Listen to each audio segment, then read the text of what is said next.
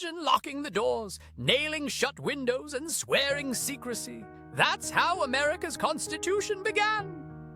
Hello, history detectives. Professor Punzworth here, with puns, fun, and plenty of clues about America's top-secret founding summer. The year was 1787. America was free from Britain, but the new government was falling apart faster than a leaky teapot. Under the Articles of Confederation, Congress was weak.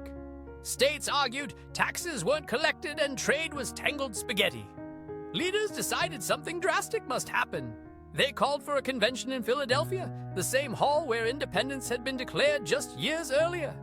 55 delegates arrived from 12 states. Only Rhode Island refused, perhaps busy guarding its ocean waves or baking tiny, crumbly muffins. George Washington presided, his calm presence giving weight to the debates.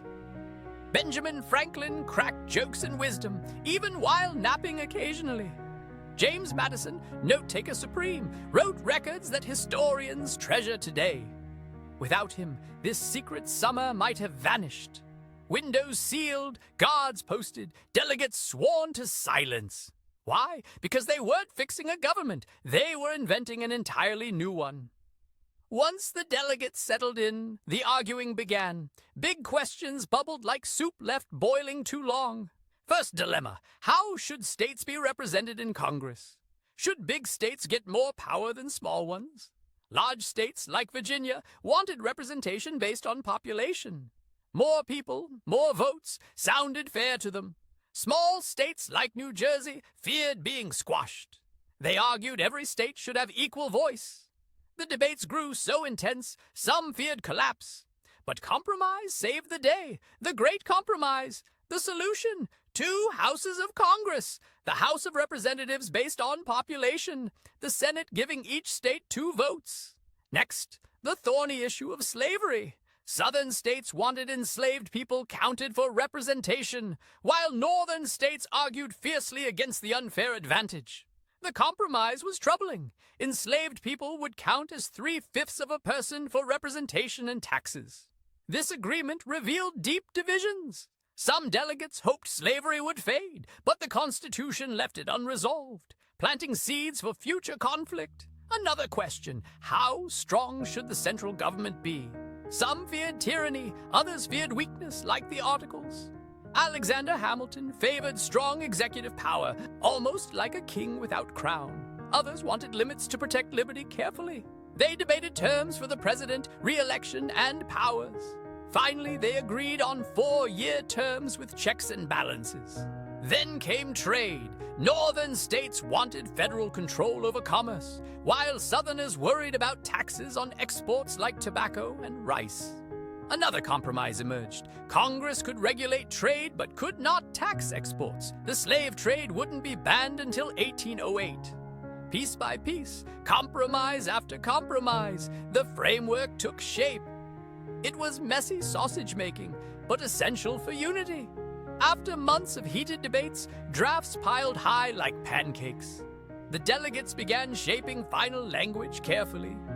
Gouverneur Morris, a brilliant writer with flair, polished the final draft.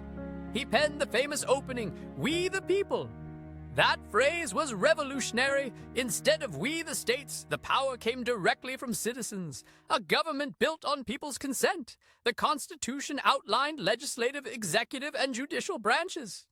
Each branch had powers, each checked the others. Balance was the goal. It also included ways to amend the document. The founders knew times would change, and the Constitution must adapt. Finally, September 17th, 1787 arrived. Delegates gathered for the signing in Philadelphia's Independence Hall. The air buzzed with anticipation. Not everyone signed. Some thought the government was too strong. Others feared missing rights. Yet 39 delegates added signatures. Benjamin Franklin, oldest delegate, gave a hopeful speech. He compared the rising sun on Washington's chair to America's future. George Washington remained calm, his steady leadership symbolizing unity. His signature carried immense weight, inspiring confidence nationwide. James Madison carefully stored notes and records. Thanks to him, historians can peek into debates otherwise lost forever. With signatures complete, the Constitution wasn't law yet. 9 of 13 states needed to ratify before it took effect. That meant the real battle was just beginning. Would citizens support this bold, brand new blueprint for government? Once signed, the Constitution traveled across states. Citizens debated fiercely. Should they accept this powerful new government?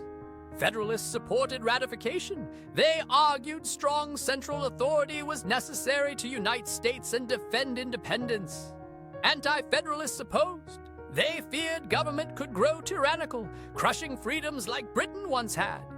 Newspapers filled with essays. Hamilton, Madison, and Jay wrote Federalist papers defending every controversial clause in persuasive detail. Anti-Federalists fired back with fiery pamphlets. They demanded a Bill of Rights to protect citizens' freedoms from abuse. Debate raged from taverns to town halls. Ordinary farmers, merchants, and teachers voiced concerns passionately. Slowly, states voted. Delaware ratified first, proud to be speedy. Then Pennsylvania, New Jersey, Georgia, Connecticut followed. Ratification wasn't easy everywhere. Virginia and New York hesitated, demanding protections. Finally, compromises promised future amendments. By 1788, 9 states approved. The Constitution officially became law, launching America's daring new experiment.